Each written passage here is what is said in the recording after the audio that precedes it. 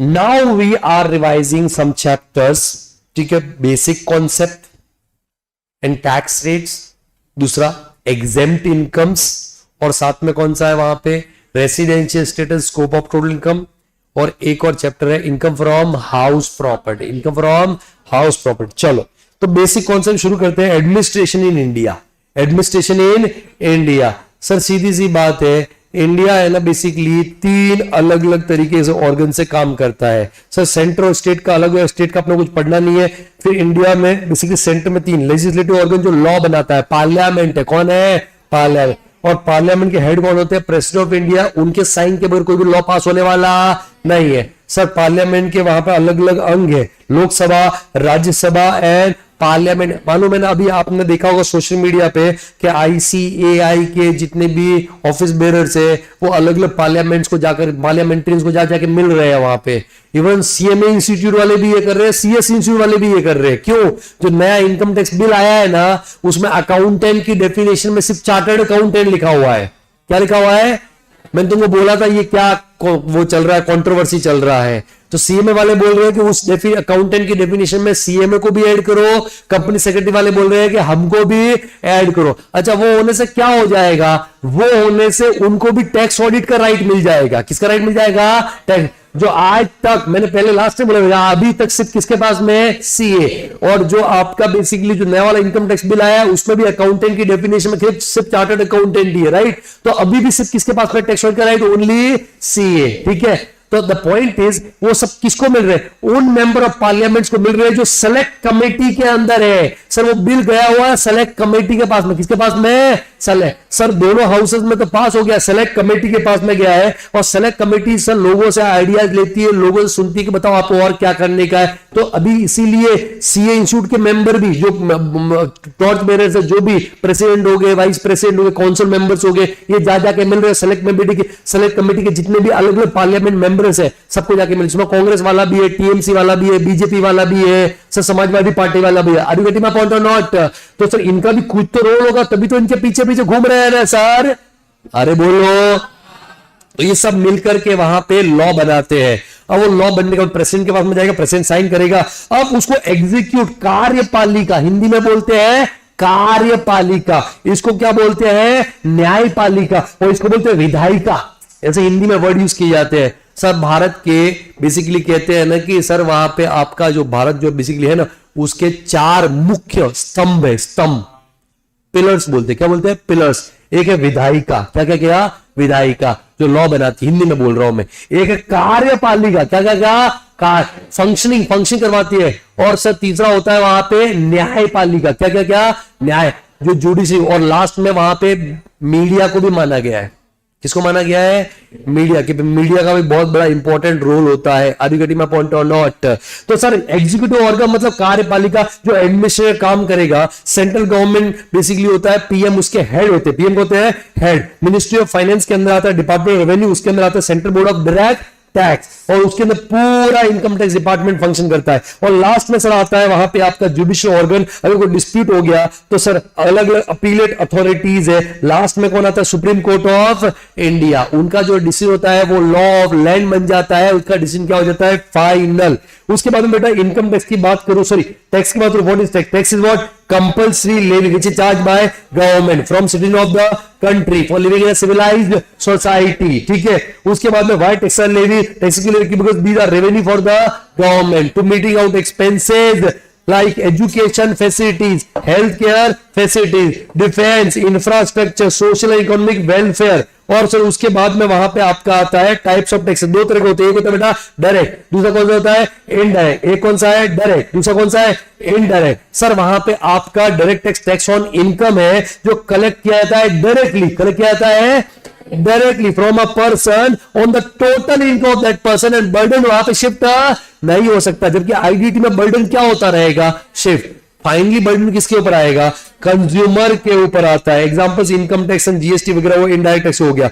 उसके बाद में सर वहां पे आपका आता है कॉन्स्टिट्यूशनल प्रोविजन। क्या बोलता है कॉन्स्टिट्यूशनल प्रोविजन? बोलता है article number 246, schedule 7, which list? Union list. 3 list होती है, उसमें से कौन सी list? Union list. Entry number 82, sorry entry number 82, entry number 82 क्या बोलता है, किसको एम्पावर करता है? Parliament to make such laws to levy tax on income of a person but other than on agriculture income, other than on agriculture income. ठीक है, ये parliament को एम्पावर कर रखा है।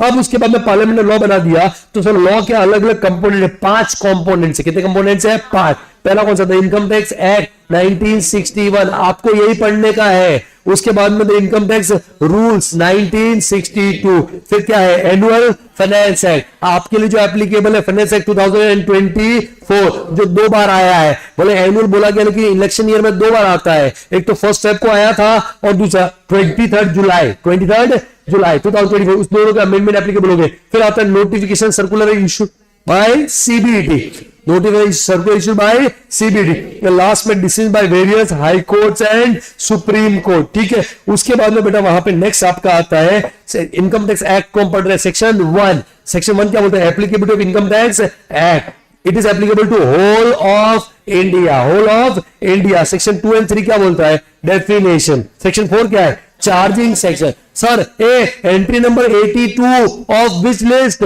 Union list of which? Schedule 7, बराबर है। ठीक है, कौन सा आपका? Article 246 of constitution of India. वो किसको एम्पावर कर रही है? पार्लियामेंट। लॉ बनाने के लिए, लॉ बनने के बाद में लॉ भी तो किसी को पावर देगा कि नहीं देगा?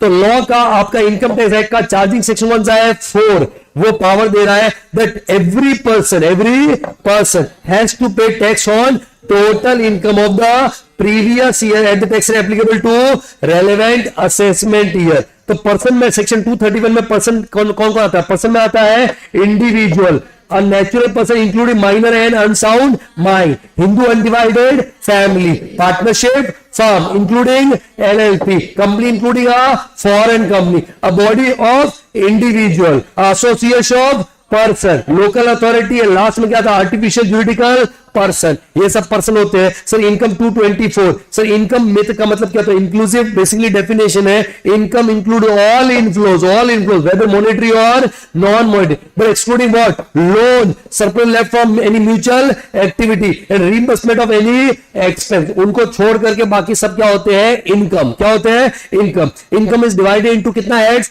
5, जिसमें हमने 2 पढ़ भी लिया है। इनकम डिवाइडेड कितना है? 5। कितना है? 5। बताओ कौन कौन सा? Income from salary, income from house property, profit in case of business और profession, capital gain, income from others, ये सब मिलके बनता है ग्रॉस टोटल इनकम। उसमें से चैप्टर 6 से डिडक्शन माइनस करोगे 80C टू 80U, तो आपका क्या आ जाएगा? Total income. उसके ऊपर टैक्स निकालेंगे। Sir previous year assessment year का डेफिनेशन वहां पे क्या बोलता है? Previous year means a financial year immediately preceding the assessment year, तो assessment year बोलता है period of 12 months, we start from 1st April, but layman language में बात करें तो previous year means a year in which income is earned and assessment year means year in which tax is paid on the total income of the previous year, total income of what? Previous year. Sir general rule क्या बोलते हैं? General rule ये बोलता है कि previous year की income के ऊपर टैक्स कब पे करने का है? Assessment year. But there are 5 exception. कितने एक्सेप्शन है? 5। वो 5 एक्सेप्शन में क्या बोलता है कि प्रीवियस ईयर की इनकम के ऊपर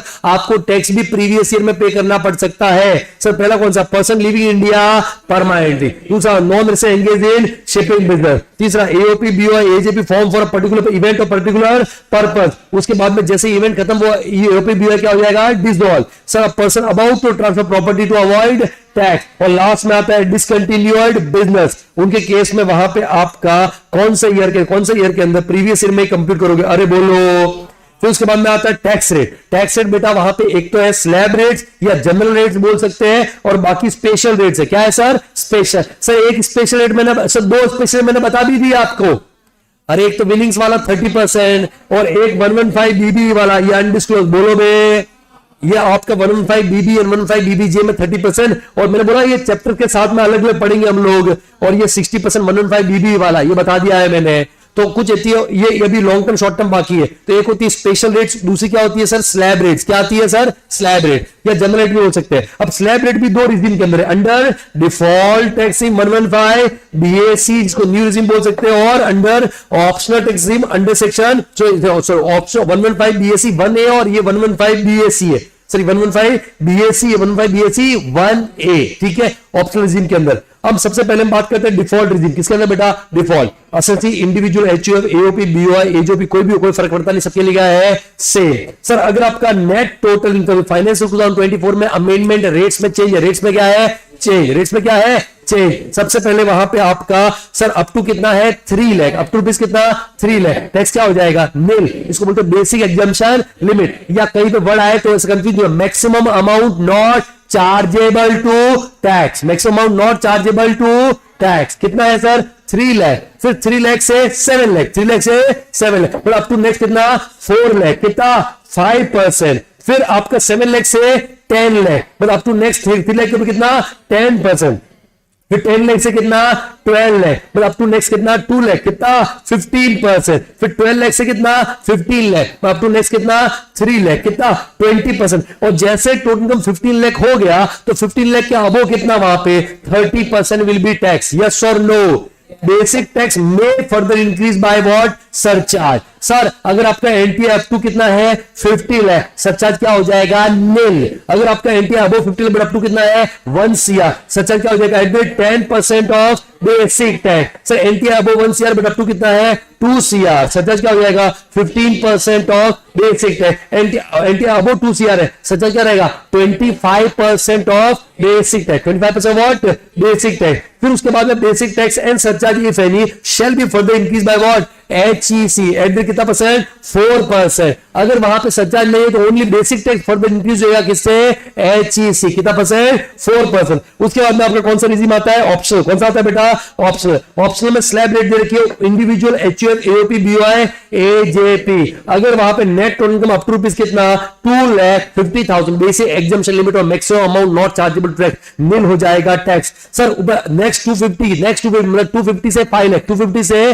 5 लाख, कितना 5%। फिर 5 लाख से 10 लाख, 5 लाख से मतलब टू नेक्स्ट 5 लाख, कितना 20%। एंड 10 लाख का वो सीधा कितना जाएगा, 30%। लेकिन अगर मान लो वो एक इंडिविजुअल है और रेसिडेंट है और सीनियर सिटीजन, रेसिडेंट और साथ में क्या है, सीनियर सिटीजन, तो in that case basic exemption limit कितना हो जाएगा, 3 लाख, मतलब 0 to 3 लाख क्या हो जाएगा, नील। 3 लाख to 5 लाख कितना हो जाएगा, मतलब नेक्स्ट 2 लाख के ऊपर कितना, 5%। सर उसके आगे सेम है, 5 लाख के ऊपर बट अप टू 10 लाख है ना, नेक्स्ट 5 लाख के ऊपर कितना, 20%, अब 10 लाख कितना हो जाएगा, 30%। अगर वो individual resident super senior citizen, resident क्या है, सुपर सीनियर सिटीजन, तो उस केस में सर वहां पे up to 5 lakh basic exemption limit tax क्या हो जाएगा, नील। सर 5 लाख से 10 लाख, 5 लाख से 10 मतलब नेक्स्ट 5 लाख के ऊपर कितना परसेंट, 20%, अब 10 लाख कितना हो जाएगा, 30%। सर यहाँ पे मैंने बताया था कि अगर कोई पर्सन, कोई इंडिविजुअल अपना 60th बर्थडे, रेसिडेंट अपना 60th बर्थडे सेलिब्रेट कर रहा है 1 अप्रैल of the assessment year, 1 April of the assessment year, तो उसको सीनियर सिटीजन माना जाएगा प्रीवियस ईयर में, और हायर बेसिक लिमिट का बेनिफिट क्या हो जाएगा, अलाउ।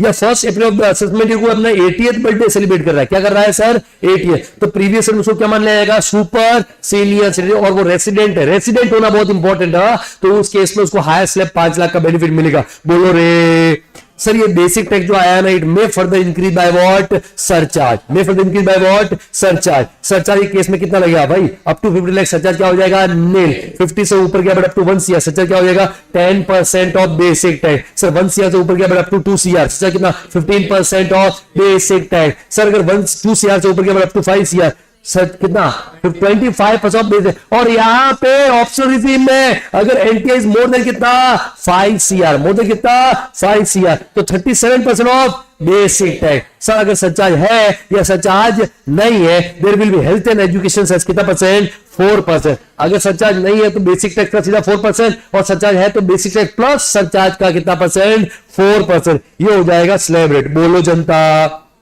उसके बाद में आता है नेक्स्ट 87A का रिबेट। 87A का रिबेट। सर रिबेट के लिए 3 कंडीशन बहुत इंपॉर्टेंट है। पहला क्या होना चाहिए, रेसिडेंट। दूसरा कौन सा वाला, इंडिविजुअल। तीसरा नेट टोटल, अगर ऑप्शनल रिजीम है कौन सा है, ऑप्शनल, तो total income should be up to rupees कितना 5 लाख। अगर तीनों कंडीशन एक साथ में क्यूमुलेटिवली सेटिस्फाई हो जाती है तो रिबेट 87A में कितना मिलेगा, बेसिक टैक्स और 12,500। रिबेट हमेशा किस में से मिलता है, बेसिक टैक्स, एचसीसी लेने का नहीं, बेसिक टैक्स और 12,500 which ever is lower. Sir अगर वहां पे रेसिडेंट इंडिविजुअल है और डिफॉल्ट टैक्स में क्या है, डिफॉल्ट टैक्स और एनटीए अप टू कितना है 7 लाख, कितना 7 लाख, तो रिबेट 87 में कितना मिलेगा, बेसिक टैक्स और 25,000 which ever is lower, which ever is lower. लेकिन सर अगर रेसिडेंट इंडिविजुअल है और सर डिफॉल्ट टैक्स में और net total income is more then कितना 7 लाख, वेरी इंपॉर्टेंट बात, वेरी इंपॉर्टेंट बात, नेट टोटल इनकम कितना है 7 लाख से ज्यादा, 7 लाख से ज्यादा, तो इन दैट केस बेटा वहां पे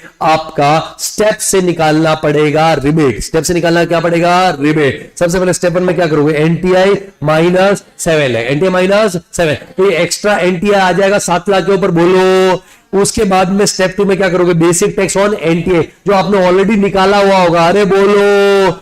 और वहां पे अगर आपका step 1 is more then step 2, step 1 is more then step 2, तब तो रिबेट मिलने वाला नहीं है। बट अगर स्टेप 2 मोर देन स्टेप 1 तो रिबेट कितना मिलेगा, स्टेप 2 माइनस स्टेप 1। बट ये रिबेट नहीं मिलेगा 87A का, अगर लॉन्ग टर्म कैपिटल 112A है तो ठीक है, वो अभी आपने नहीं पढ़ा, बाद में आएगा तो समझ में आ जाएगा। उसके बाद में रिबेट के बाद में वहां पे आपका नेक्स्ट कॉन्सेप्ट आता है टैक्स रेट्स, जो जनरल रेट्स है, partnership firm, local authority, domestic company, foreign company के लिए। तो इधर ध्यान दो, सीधा सीधा बात करते हैं, पार्टनरशिप फर्म के लिए बेसिक टैक्स कितना है 30%, कितना परसेंट 30%। उसका सरचार्ज कब आएगा, अगर total income is more than 1 CR, more than 1 CR, surcharge का रेट रहेगा 12% ऑफ बेसिक टैक्स, और एच चीज तो आएगा 4%, हाँ या ना। अगर वो कंपनी है, कंपनी कौन सा है, डोमेस्टिक, कंपनी कौन सा है, डोमेस्टिक, कंपनी कौन सा है, डोमेस्टिक, तो डोमेस्टिक कंपनी के केस में टैक्स रेट कितना परसेंट है 30%, कितना परसेंट 30%। बट एक minute, wait for a moment, अगर उस डोमेस्टिक कंपनी का टर्नओवर, व्हाट टर्नओवर, बट कौन सा ईयर का, 2 साल पीछे जाओ, 2 साल पीछे, अभी कौन सा ईयर है 24, 25, तो 2 साल पीछे जाएंगे तो 22, 23, टर्नओवर इन प्रीवियस ईयर 22, 23, अब तो कितना था 400 CR, 400 CR, तो उस Indian domestic company, Indian company का टैक्स रेट क्या हो जाएगा 25%, 25%। सर वैसे तो डोमेस्टिक कंपनी, इंडियन कंपनी के लिए टैक्स रेट कितना है 30%, कितना परसेंट 30, लेकिन सर टर्नओवर, लेकिन टर्नओवर कौन से ईयर का, 2 साल पहले, लॉजिकली बताया था मैंने क्यों ऐसा, 2 साल पहले, जो अनचेंज रहेगा 2 साल पहले, 22, 23 का टर्नओवर अप टू 400 CR, छोटी कंपनी अप टू 400 CR, तो छोटी कंपनी के लिए टैक्स रेट भी क्या हो जाएगा, कम, कितना हो जाएगा 25%। Are you getting my point और नॉट। सर वहां पे आपका सरचार्ज का रेट कितना है, सरचार्ज का रेट कितना है, तो सरचार्ज का रेट है सर वहां पे, अगर turnover NTI, what NTI is more than 1 CR, more than 1 CR, but up to कितना 10 CR, तो 7% ऑफ बेसिक टैक्स। अगर वहां पे NTI is more than 10 CR तो 12% ऑफ बेसिक टैक्स, और एक्सीज तो कितना परसेंट है 4%। If there is a foreign company, कौन सा कंपनी, फॉरेन, तो फॉरेन कंपनी के पहले टैक्स कितना लगता था 40%, अब कम करके कितना किया है वहां पे 35%, कितना परसेंट 35। सरचार्ज कब आएगा, जब 1 CR से क्या है एनटीआई ज्यादा, एनटीआई 1 CR से क्या है ज्यादा, तो 1 CR ज्यादा अप टू 10 CR कितना 2% ऑफ बेसिक टैक्स, एंड अगर एनटीआई कितना 10 CR से ज्यादा तो सरचार्ज क्या हो जाएगा 5% ऑफ बेसिक टैक्स, एक्सीज तो 4% आने वाला है, हाँ या ना। एक कॉन्सेप्ट है एवरेज रेट ऑफ टैक्स, क्या है एवरेज, कुछ नहीं करना, जो आपका फाइनल टैक्स आया है ना, अरे basic tax plus surcharge if any वो कर दो, नहीं तो रिबेट माइनस कर दो 87A का, और एचईसी वो टोटल करने के बाद में अपॉन क्या करो एनटीआई इनटू क्या करो 100, तो आपका एक सिंगल रेट आ जाएगा, इसको बोलते हैं एवरेज रेट ऑफ टैक्स। एक होता है मैक्सिमम मार्जिन रेट, क्या बोलते हैं मैक्सिमम मार्जिन। एक इंडिविजुअल लगने वाला highest rate of tax, optional tax में कितना है 30%, हाईएस्ट रेट ऑफ सरचार्ज कितना है 37 और 4%। सर कैलकुलेटर भी करना है, 30 प्लस 37% प्लस 4%, 30 प्लस 37% प्लस 4%, कितना हो जाएगा 42.744। ऐसे ही डिफॉल्ट टैक्स में एक इंडिविजुअल लगने वाला हाईएस्ट टैक्स रेट कितना है 30%। सर वहां पे सरचार्ज का रेट क्या हाईएस्ट है, डिफॉल्ट टैक्स में कितना लगता है 25, ठीक है, और एचसी से 4%, तो 30 प्लस 25% प्लस 4%, 39% आ जाएगा, बराबर है। उसके बाद में आता है मार्जिन रिलीफ, क्या आता है बेटा मार्जिन रिलीफ, तो मार्जिन रिलीफ के मैंने आपको स्टेप्स बताए थे, बोलो बे, तो मार्जिन रिलीफ के स्टेप्स वहां पे फोकस करना है, कहीं पे तो मैंने लिखा था, पता नहीं कहां लिखा था, हाँ नहीं नहीं नहीं नहीं नहीं नहीं, मैंने लिखा, अरे वो तो उसमें नहीं, मैंने अलग अलग मैंने लिखा था, अलग पीडीएफ था उसका, छोड़ना। ये रहा 1 मिनट, मिल जाएगा। Sir sir sir sir sir sir sir sir इधर ध्यान दो बे, ये रहा। Sir sir sir sir sir वहां पे मार्जिन लिप के स्टेप, मार्जिन लिप के क्या है स्टेप, मैं तुमको लिखवाए थे वहां पे ये। तो मार्जिन लिप के स्टेप्स वहां पे क्या बोलते हैं कि मार्जिन लिप, पहली बात तो मार्जिन लिप आएगा कब, मार्जिनल रिलीफ तभी आएगा जब there is a nominal increment at a level where surcharge is not applicable, और सरचार्ज का रेट क्या हो रहा है, चेंज। सरचार्ज का रेट क्या हो रहा है, चेंज। रिजिम कोई भी हो, दोनों रिजिम में आएगा। अरे बोलो।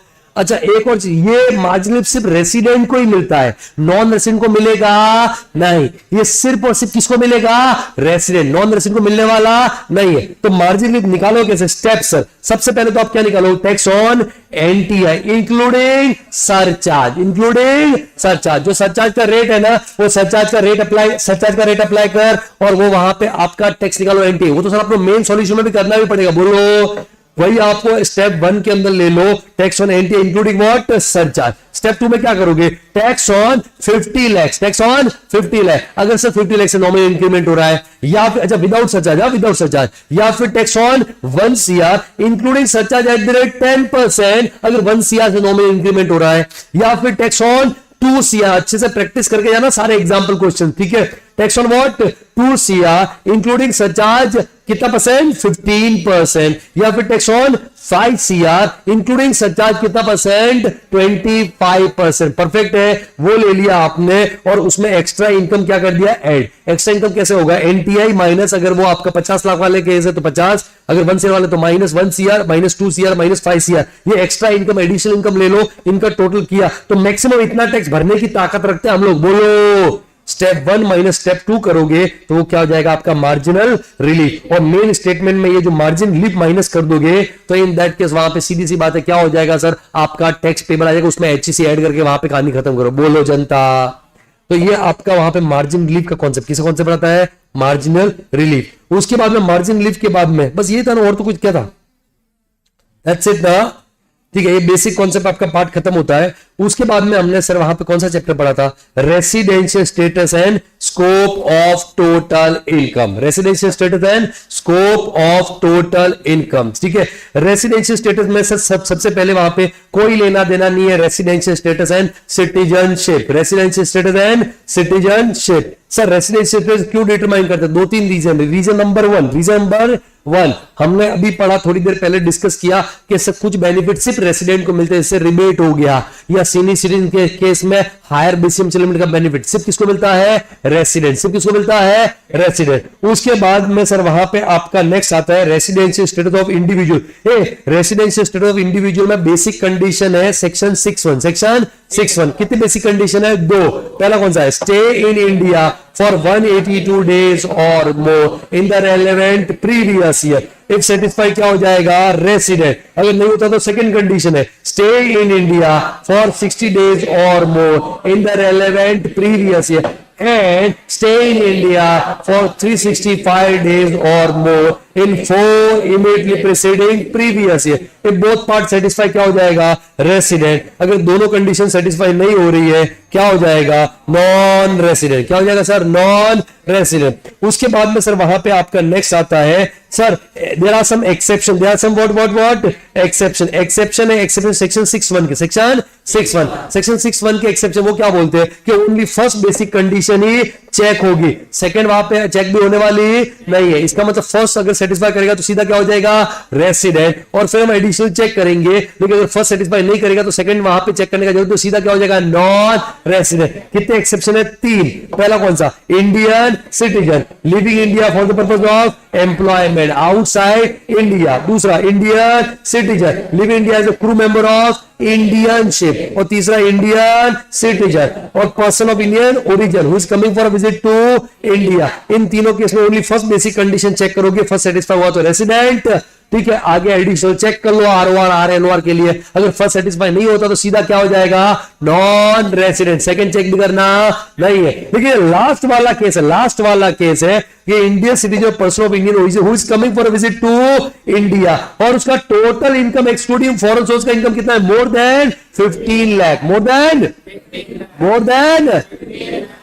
देन 15 लाख से। अच्छा एक और चीज सर, ये जब 15 लाख चेक करोगे ना तो टोटल इनकम में क्या करना है, एक्सक्लूडिंग फॉरेन सोर्स का इनकम। लेकिन सुनो सीधा से ध्यान दे, सब लोग ध्यान देंगे, इंपॉर्टेंट बात बता रहा हूं, क्या करना है इसमें, एक्सक्लूडिंग फॉरेन सोर्स इनकम। लेकिन अगर business which is control from India, profession which is setup in India, है तो फॉरेन इनकम, है तो व्हाट, लेकिन उसको इंक्लूड करोगे टोटल इनकम के अंदर, उसको क्या करोगे, इंक्लूड। क्या करोगे, इंक्लूड। ये चीज ध्यान रखने का, बराबर है। अगर वो मोर देन क्या है 15 लाख, तो सेकंड कंडीशन क्या होगा, चेक। लेकिन सेकंड कंडीशन थोड़ा सा एडिट हो रहा है यहाँ पे, इंस्टेड ऑफ कितना 60 डेज, कितना देखोगे, stay in India for 120 days और more in the relevant previous year and stay in India for 365 days or more in 4 immediately preceding previous year। अगर सेटिस्फाई करेगा तो क्या हो जाएगा, रेसिडेंट। और ऐसा बनाया हुआ रेसिडेंट तो ROR कभी हो सकता नहीं है, वो सीधा क्या होगा, RNOR। एडिशनल कंडीशन चेक करने की जरूरत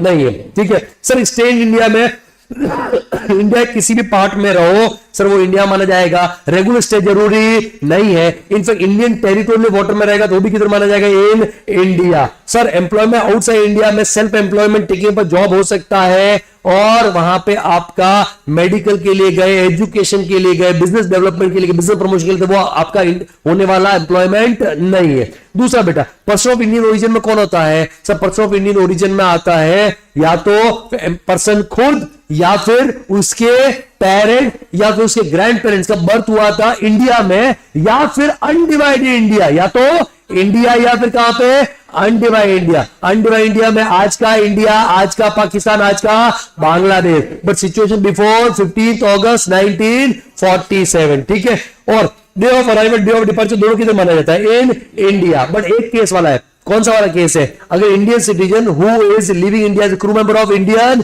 शिप, उसे केस में sir date on which CDC sign at the time of joining ship से लेकर date on CDC eight the time of signing off from, ये पूरा पीरियड किधर माना जाएगा, इंडिया में या आउटसाइड इंडिया में, आउटसाइड इंडिया में माना जाएगा। परफेक्ट है सर, तो ये आपको चीजें ध्यान रखने की, ओके।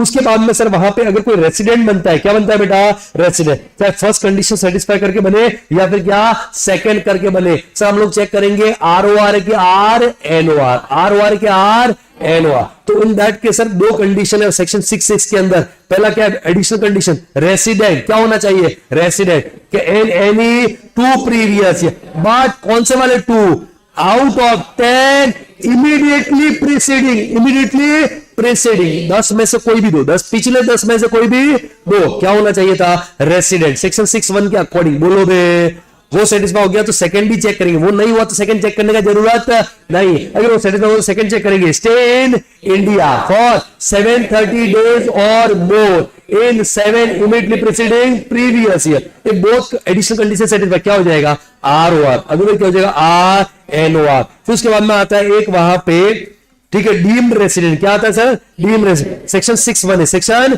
6(1) है। क्या अगर सर कोई इंडियन सिटीजन है और वो नॉन रेसिडेंट हो चुका है सेक्शन 6(1) के अकॉर्डिंग, मतलब कोई भी बेसिक कंडीशन सेटिस्फाई नहीं हो रही है, और उसका total income excluding foreign source का इनकम इज मोर देन कितना, 15 लाख, मोर देन कितना, 15। जब यहाँ पे भी total income excluding foreign source का इनकम देखोगे तो सर वो वाला इंक्लूड करोगे, कौन सा वाला sir, business which is control from India, profession which is setup India, वो इसमें इंक्लूड होगा। Are you getting my point और नॉट? अगर वो मोर देन 15 लाख है और लास्ट में डज नॉट पे tax in any other country territory, वो रेसिडेंट होगा, डीम रेसिडेंट होगा, बट कौन सा वाला, नॉट ऑर्डिनरी। एडिशनल चेक करने का जरूरत नहीं है क्योंकि जिसको जबरदस्ती बना रहे, क्या कर रहे हैं सर, जबरदस्ती। फिर आता है residency institute of HUF। Sir if control management of business of affairs of HUF कहां पे सिचुएटेड, होली और पार्टली इन इंडिया, तब तो क्या हो जाएगा, रेसिडेंट। अगर होली पार्टली किधर, आउटसाइड इंडिया, सॉरी होली किधर, आउटसाइड इंडिया, क्या हो जाएगा, नॉन रेसिडेंट। अगर एक बार HUF रेसिडेंट हो गया तो फर्दर हम चेक करेंगे additional condition under section 6(6), but किसके लिए, करता, किसके लिए,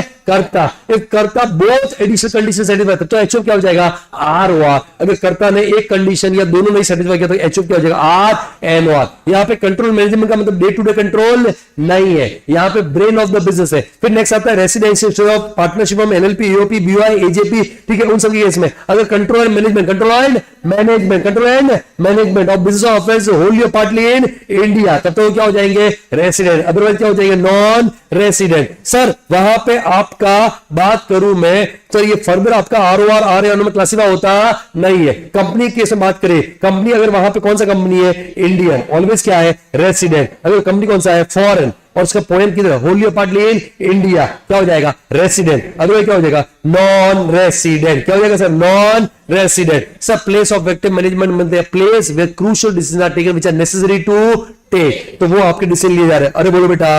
उसके बाद में आता है स्कोप ऑफ टोटल इनकम। क्या आता है sir scope of total income? Income को मैंने दो पार्ट में डिवाइड किया, इंडियन एंड फॉरेन। इंडियन कब होता है जब income accrued as well as received in India, या फिर accrued outside India but received in India, या अक्रूड अराइज इन इंडिया भले आउटसाइड इंडिया में क्या हो रहा हो रिसीव। कौन सा इनकम होता है बेटा इंडिया, जब इनकम और इंडिया के बीच में कोई कनेक्शन है। दूसरा जब इनकम इंडिया के बीच में कोई कनेक्शन नहीं होता है, means accrued outside India received outside India, तो कौन सा इनकम हो जाएगा बेटा फॉरेन। कौन सा इनकम फॉरेन। जब भी अक्रू बोलूं तो उसके अंदर डीम अक्रू भी आ जाएगा। जब भी मैं अक्रू बोलूं उसके अंदर डीम, मैं लिखूं अक्रू डीम अक्रू तो हो जाए, वहां पे सेक्शन 9 वहां पे अप्लाई हो जाएगा, पढ़ेंगे। सर मैं जब रिसीव लिखूं तो तू क्या हो जाए डीम रिसीव। सेक्शन 7 है ना, अलग अलग केस में deemed receive. Are you getting my point और नॉट? वो भी आपका यहां पे आ जाएगा, ठीक है। रिसीव में पास। सर कोई पास अनटेक्स इंपॉर्टेंट पॉइंट, हर क्वेश्चन में ये पॉइंट आएगा। पास अनटेक्स प्रॉफिट इस साल इंडिया लेकर के आ रहे हो, सर उसको इस साल के स्टेटमेंट में ऐड करने का नहीं, नीचे नोट में लिखना पड़ेगा। नोट लिखोगे तो आधा नंबर मिलेगा। सर अगर कोई इनकम रेमिट किया गया, क्या है रेमिट, क्या है सर रेमिट, क्या है सर रेमिट, तो सर वो दो रिसीव नहीं है, क्योंकि रेमिट का मतलब फर्स्ट रिसीव होता नहीं है, वो फॉरेन इनकम ही रहेगा। अरे are you getting my point और नॉट? उसके बाद में सर टैक्सेबिलिटी की बात करें, sir ROR or NOR NR के लिए अगर इंडियन इनकम है सबके लिए क्या हो जाएगा टैक्सेबल। सर फॉरेन इनकम है तो सर बताओ सबसे पहले business which is control from India, ROR and or NOR. NR के लिए होने वाला नहीं है। From profession which is setup in India, ROR or NOR. NR के लिए होने वाला नहीं है। बाकी सारी फॉरेन इनकम सिर्फ किसके लिए, only for ROR, only for ROR, only for ROR, ठीक है। आरओआर के लिए टैक्सेबल होगा, तो घर पे जाके पढ़ना है, जो करना है इधर ध्यान दे दो ना अभी, ठीक है। सिर्फ आरओआर के लिए क्या होगा टैक्सेबल, बाकी किसी के लिए टैक्सेबल होने वाला नहीं है। दूसरे तरीके से बोलूं तो अगर आरओआर है तो उसके लिए कौन सी all, whether Indian or foreign, all Indian all foreign, all Indian all foreign. Sir ROR तो all Indian plus only 2 foreign. पहला कौन सा business which is control from India, profession which is setup in India, और NR तो only Indian income. Perfect है sir, question solve करने का मालूम है सर। पहले तो रेसिडेंशियल स्टडीज डिटरमाइन करो आरओआर आरएनआर, कई बार तो ये दे ही रखा होगा, बोलो बे। उसके बाद में आप वहां पे दिमाग के अंदर आप क्या करो क्लासिफाई करो कि इनकम कौन सा इंडियन है या फॉरेन। और सर स्टेप 3 में टैक्सेबिलिटी ऑफ इंडियन इनकम करोगे, फॉरेन इनकम करोगे, आरओआर या आर एनओआर। सर ये समराइज में भी डिस्कस किया था कि इंडिविजुअल एचयूएफ है तो सर 6-1 क्लासिफाई करेगा तो कंडीशन सर्टिफाई करेगा तो क्या हो जाएगा रेसिडेंट, क्या हो जाएगा रेसिडेंट, नहीं करेगा तो नॉन रेसिडेंट। फिर एडिशन करेगा तो आरओआर या आर एनओआर। आरओआर के लिए all Indian plus all foreign, जबकि आरएनओआर के लिए Indian plus 2 foreign. Business control of India, business sorry profession setup in India, जबकि नॉन रेसिडेंट तो ओनली इंडियन। बाकी सबके लिए सिर्फ रेसिडेंट नॉन रेसिडेंट होते हैं, और रेसिडेंट के लिए ऑल इंडियन और नॉन रेसिडेंट के लिए सॉरी रेसिडेंट के लिए इंडियन प्लस ऑल फॉरेन, और नॉन रेसिडेंट के लिए ओनली इंडियन। बोलो बे। उसके बाद में आपका आता है सेक्शन 9। सेक्शन 9 क्या बोलता है deem to be accrued in India. Section 9 क्या बोलता है deem to be accrued in India. अगर कोई भी बेसिकली पर्सन है जो किधर है आउटसाइड इंडिया, किधर है आउटसाइड इंडिया है, और उसको इंडिया से कोई भी deem to be growth, section 9 very important बता रहा हूं मैं आपको। Any income accrue arising to an assessee place outside India, whether directly or indirectly, from asset property or source is located in India, या फिर ट्रांसफर ऑफ कैपिटल से situated in India, या फिर what business connection in India. और Nikhil business connection किधर होता है? Business connection आपका इंडिया में तब होगा जब इंडिया में क्या है? फैक्ट्री, या फिर आफ्टर क्या है? सेल ऑफिस, या person earning income through any agent. But agent के साथ में रिलेशन क्या? Principal to agent, principal to principal वाला रिलेशन नहीं। और fix place of business in India, तो ये आपका क्या हो जाएगा? Business connection. क्या हो जाएगा सर? Business connection. और बिजनेस कनेक्शन में जो भी इनकम इंडिया में होगा टैक्सेबल होगा। सर मैंने एग्जांपल भी लिए थे कि सर यहां पे आपका एक पर्सन है जो आउटसाइड इंडिया है, दूसरा भी किधर है? Outside India. इसने अपना कोई प्रॉपर्टी इसको रेंट पे दिया, प्रॉपर्टी किधर है? इंडिया में। तो जो रेंट यूएसए में पे करेगा, although income accrued outside India, receive outside India, but section 9 apply हो जाएगा। क्या हो जाएगा? Indian income. दूसरा सर अगर कोई ये पर्सन जो आउटसाइड इंडिया, दूसरा भी आउटसाइड इंडिया है और प्रॉपर्टी किधर है? इंडिया में लोकेटेड, और वो ट्रांसफर करता बेचता है किधर? यूएस। सर कंसिडरेशन में किधर? US. Sir although accrued outside India, receive outside but deemed to be accrued in India. और बिजनेस कनेक्शन के केस में अगर मान लो इंडिया में फैक्ट्री, इंडिया में क्या है? फैक्ट्री, तो सर तो उस केस में इंडिया में फैक्ट्री में जितना माल बना है प्रोपोर्शनेट, व्हाट प्रोपोर्शनेट, इंडिया में क्या हो जाएगा? टैक्सेबल। क्या हो जाएगा सर? टैक्सेबल। ओके, लेकिन बिजनेस कनेक्शन में क्या क्या नहीं आता है? अगर सर इंडिया से जो भी बेसिकली किया, कोई भी ऑपरेशन नहीं किया, ऑल द ऑपरेशन कहां से हो रहा है? Outside India. दूसरा purchase of goods in India, purpose क्या है? एक्सपोर्ट। क्या है? Export. Collection of news views in India for transmission outside India. फिर shooting of cinema films out in India. और सर वहां पे कोई फॉरेन कंपनी अपने रफ डायमंड का क्या कर रही है? Display in special notified zone. उसके बाद में अगर सैलरीज मिल रही है, क्या मिल रही है? सैलरी। सैलरीज किधर मिल रही है? फॉर सर्विस रेंडेड इन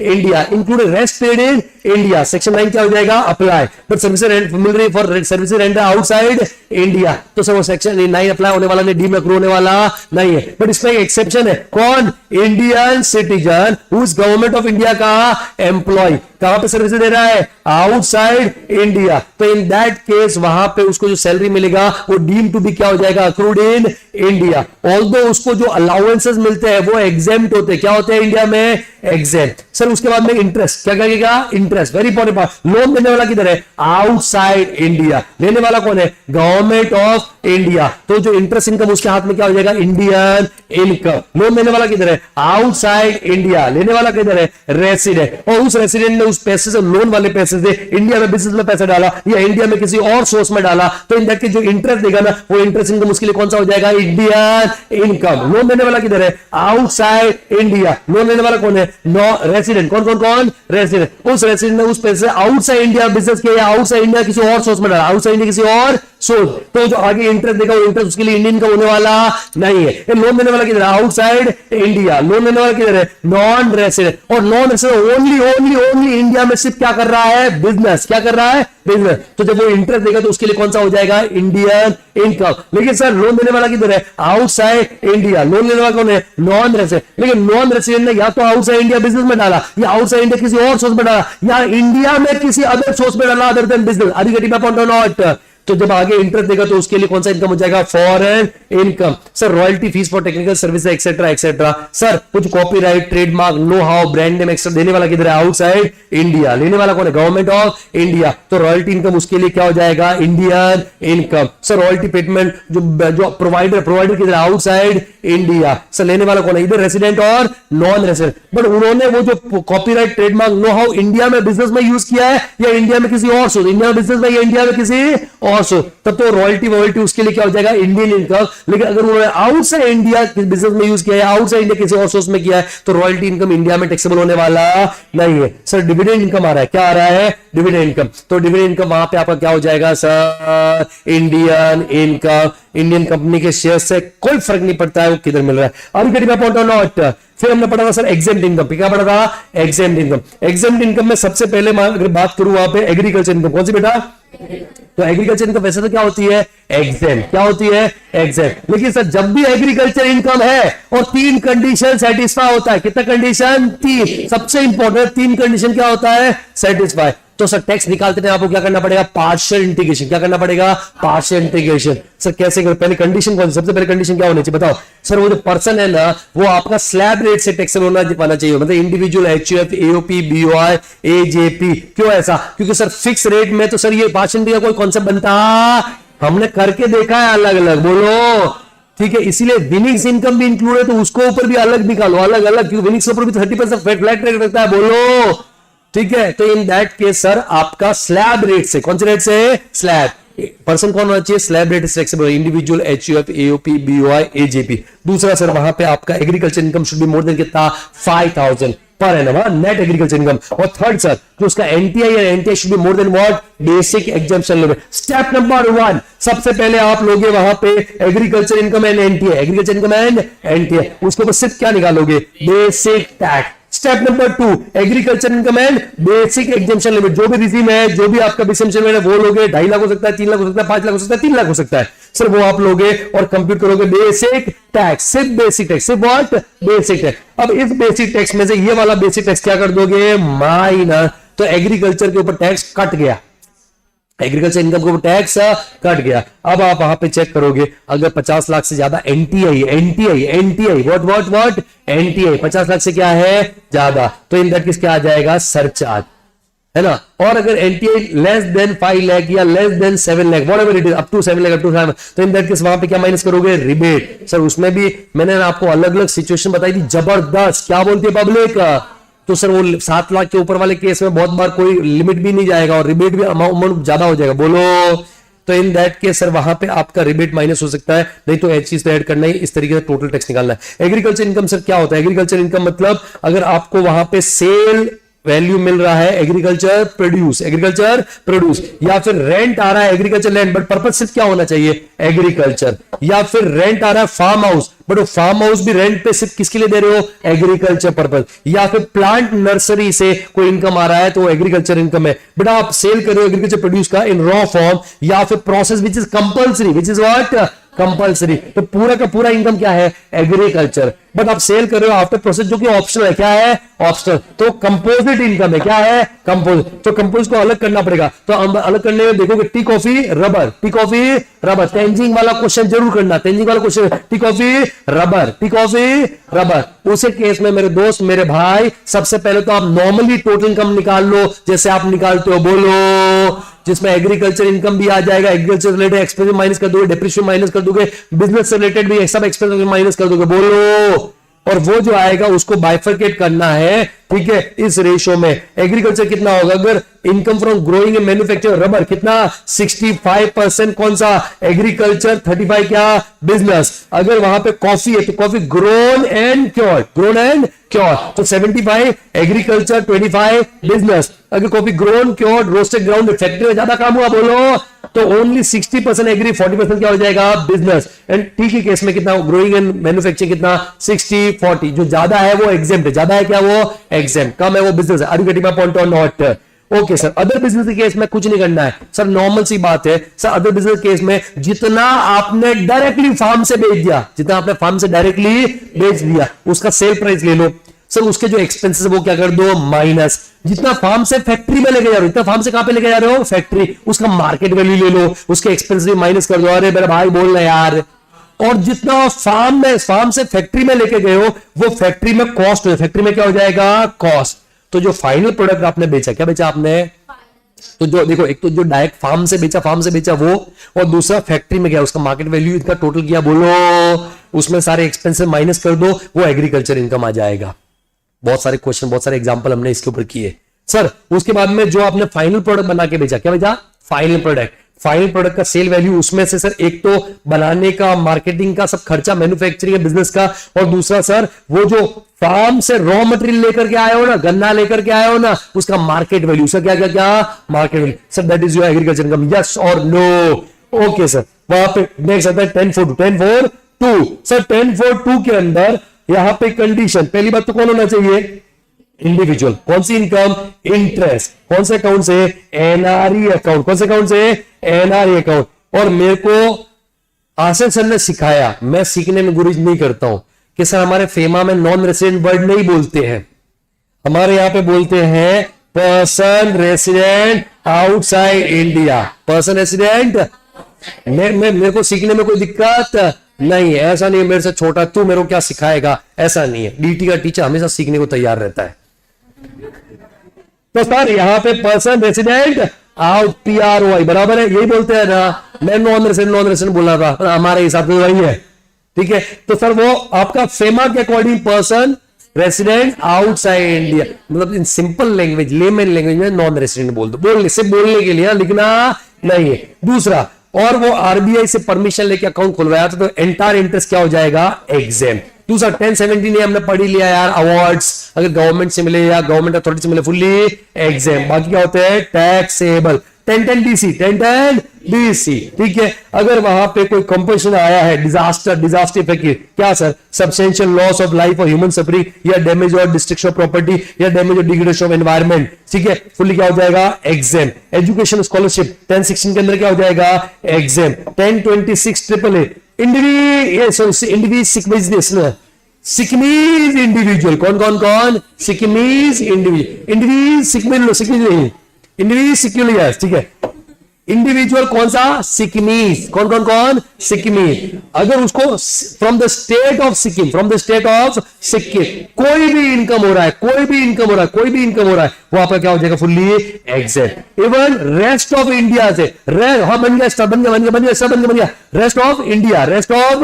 गया रेस्ट ऑफ इंडिया से अगर कोई डिविडेंड इनकम आ रहा है या इंटरेस्ट इनकम आ रहा है, वो भी फुल्ली क्या हो जाएगा, exempt on securities. What security. 1010D का सर वो लाइफ इंश्योरेंस का मैच्योरिटी का एग्जामिनेशन है, यह भी पढ़ना नहीं है, बराबर है। तुम दोगे तो 10 मिनट हाउस प्रॉपर्टी भी रिवाइज करवा दूंगा, 10-15 मिनट चलेगा तो करवा देता हूं, नहीं विथ ऑल योर परमिशन। मेरे को साइफा ने मुंह चढ़ा लिया वहां पे अपना। तुम ब्रेक ले लो, बाहर चले जाओ, कोई दिक्कत नहीं। बोलना भी मतलब वो नहीं बोलना ही होता है, मतलब ठीक है, इधर ध्यान दो। वो क्या करूं, करवाऊं कि छोड़ दूं, ये बोलो। चलो करवाता हूं, ठीक है। तो यहाँ पे आपका house property, what house property, ठीक है। Income from house property. Charging section क्या है, 22। इन रेंटल और annual value shall be taxable under the income from house property।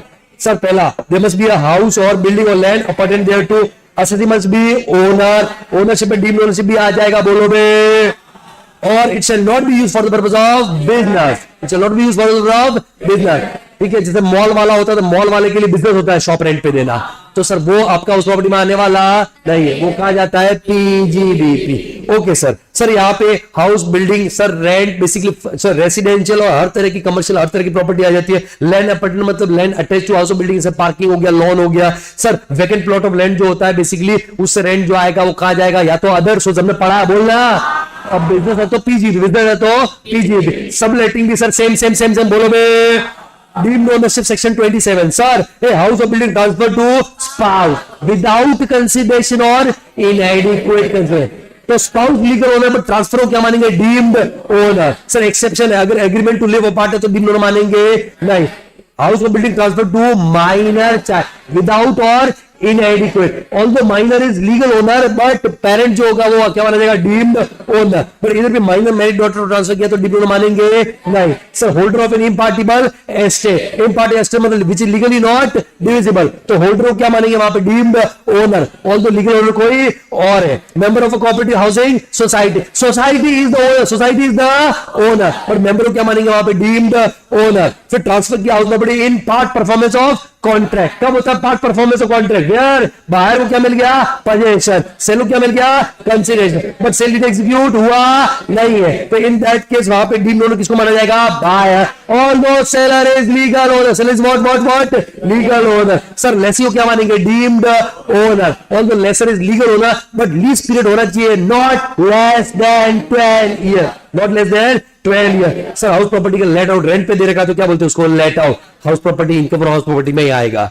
Sir बाकी प्रॉपर्टीज में अगर कोई बिजनेस के लिए आप यूज कर रहे हो, खुद के बिजनेस के लिए, तो एसओपी वो बिजनेस यहां आने वाला नहीं है। दूसरा सर एसओपी जो खुद के रहने के लिए यूज करते हो, फैमिली के रहने के लिए यूज करते हो, मैक्सिमम कितनी एसओपी ले सकते हो, 2 at the option of assessee, at the option of assessee. Benefit है ये, तो इसलिए मैक्सिमम कितना, 2। बाकी सारी प्रॉपर्टी क्या होती है, डीएलओपी। डीएलओपी तो सेम होता है, एलओपी का कॉपी है, डुप्लीकेट है। ओके उसके बाद में सर कंप्यूटेशन की बात करें, let out property throughout the year या what, deem let out, what deem let out. तो सर वहां पे सबसे पहले क्या लोगे, municipal value per annum, fair rent per annum, whichever is higher. Standard rent per annum, whichever is lower. Actual rent per annum. हट कान के नीचे दूंगा actual rent per annum minus unrealized rent. Unrealized rent. If any rule for condition set हुआ है तो whichever is higher वो क्या हो जाएगा GAV. लेकिन ये DLOP है तो सर एक्सपेक्टेड रेंट क्या हो जाएगा आपका GAV. Sir municipal value fair rent standard हमेशा क्या लेने का पर एनम.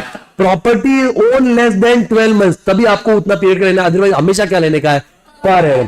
फिर ये आ गया जीएवी. जीएवी में से क्या माइनस करोगे म्युनिसिपल टैक्स पेड बाय असेंसी ड्यूरिंग द प्रीवियस ईयर. तो आपका क्या आ जाएगा एलएवी. एलएवी में से डिडक्शन देते हैं 24A के अंदर स्टैंडर्ड एक्शन 30% ऑफ एलएवी. और दूसरा आता है 24B के अंदर इंटरेस्ट ऑन लोन हमेशा अक्रूवल बेस. कौन से बेस पे अक्रूवल. कौन से बेस पे अक्रूवल. कौन से बेस पे अक्रूवल. तो मैक्सिमम लिमिट नहीं है ना. एलओपी डीएलओपी को मैक्सिमम लिमिट नहीं है. वैकेंसी तो भी को मैक्सिमम लिमिट नहीं है. ठीक है. एसओपी में लिमिट है. एलओपी डीएलओपी को लिमिट नहीं है. सर वो आपका इनकम फ्रॉम हाउस प्रॉपर्टी आ जाएगा. उसके बाद में सर वहां पे आपका स्टैंडर्ड डिडक्शन मिलता है, कोई और एक्सपेंस का डिडक्शन मिलने वाला नहीं है. म्युनिसिपल टैक्स हमेशा पेमेंट बेस पे मिलता है. आप तो समझ गए होंगे. बोलोगे.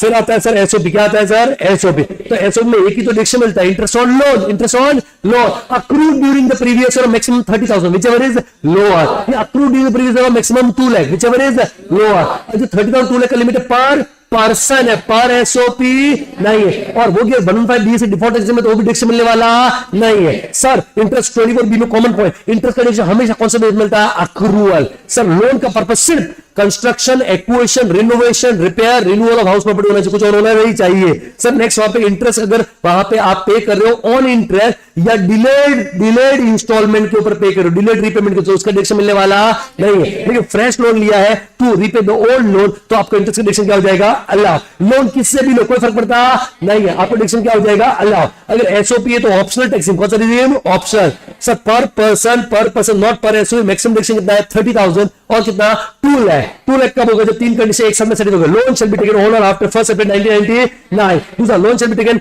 For the purpose of acquisition और कंस्ट्रक्शन. और loan shall be taken for the purpose of construction. That construction must be completed within 5 years from the end of the financial year in which loan is taken. अगर तीनों condition satisfy हो गए एक साथ में तो maximum कितना मिलेगा 2 लाख. अदरवाइज कितना मैक्सिमम 330.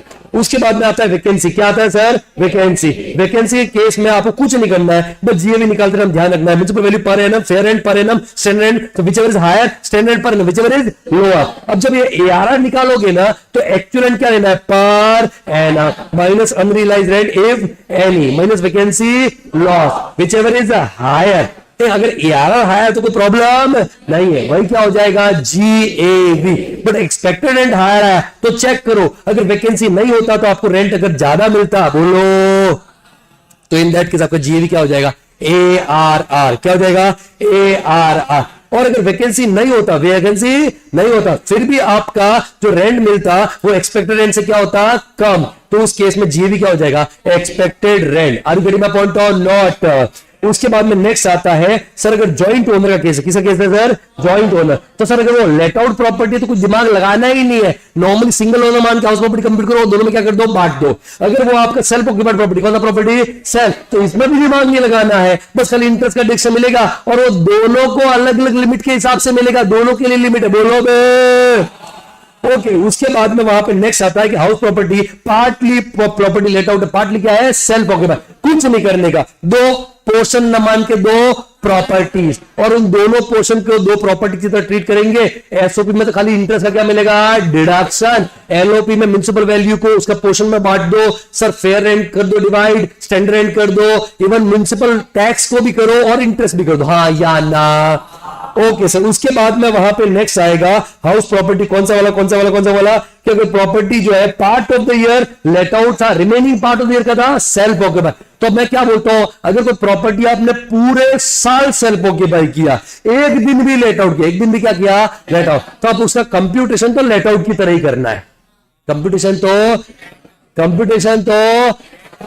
लेट आउट की तरह करना है तो उसको एलओपी की तरह करेंगे. सर भाई सेम सर बढ़िया एग्जांपल दिया था मैंने. Municipal value per annum fair rent per annum whichever is higher standard rent per annum whichever is lower. ये क्या होगा एक्सपेक्टेड रेंट पर एनम. अब यहाँ पे एआरआर लोगे एआरआर लोगे उसमें actual rent other than SOP, other than SOP, other than SOP, उसमें से अनरिलायबल रेंट वैकेंसी लॉस क्या कर दोगे, minus. Are you getting my point और नॉट?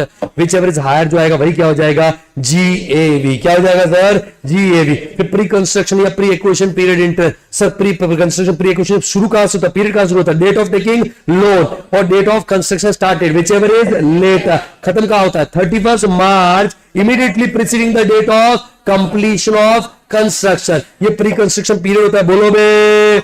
उसका आप इंटरेस्ट निकालोगे एक्यूमुलेटेड, और एक्यूमुलेटेड इंटरेस्ट कितने साल में वाला होता है, 5। बट 5 साल शुरू कहां से होंगे, जिस साल में कंस्ट्रक्शन क्या हुआ है, कंप्लीट। क्या हुआ है, complete. Along with the interest accrued during the previous, interest accrued during the, सिर्फ 5 साल तक है, छठे साल में मिलना बंद हो जाएगा। Are you getting my point और नॉट? ओके सर, वो एसओपी है, क्या है, एसओपी। तो इन दोनों को मिला करके मैक्सिमम 30,000 2 लाख का लिमिट देखने का, हाँ या ना।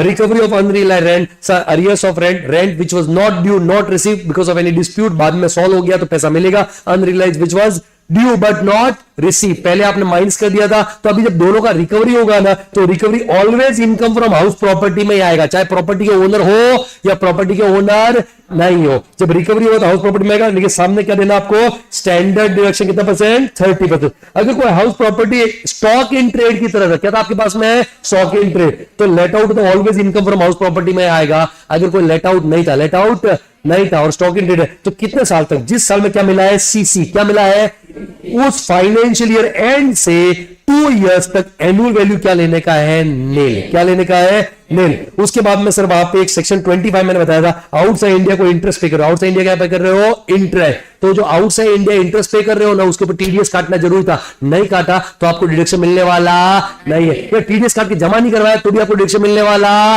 नहीं है, क्योंकि सरकार को टैक्स से मतलब था, हाँ या ना, तुम्हारा नहीं उसका। और सर एक और पॉइंट आता है कि अगर डिस्प्यूटेड ओनरशिप है, क्या है सर, डिस्प्यूटेड, तो जिसको इनकम आ रहा है उसके हाथ में टैक्सेबल होगा, नहीं तो जिसके परेशन में उसके हाथ में टैक्सेबल होगा। सर अगर इंडिया में हाउस प्रॉपर्टी है तो आरओआर, आरएनओआर, एनआर तीनों के लिए हो जाएगा, बोलो। हाउस प्रॉपर्टी इंडिया किधर है, हाउस प्रॉपर्टी किधर है, आउटसाइड इंडिया, लेकिन रेंट इंडिया में मिला था आरओआर, आरएनओआर, एनआर तीनों के लिए आएगा, बोलो। सर हाउस प्रॉपर्टी भी आउटसाइड इंडिया, रेंट भी आउटसाइड इंडिया, तो इंडिया में सिर्फ किसके लिए, ओनली फॉर अदर सोर्स का रिवीजन बाकी रह गया ना। तो थैंक यू सो मच। आजसाठी एवढंच, आजसाठी एवढंच।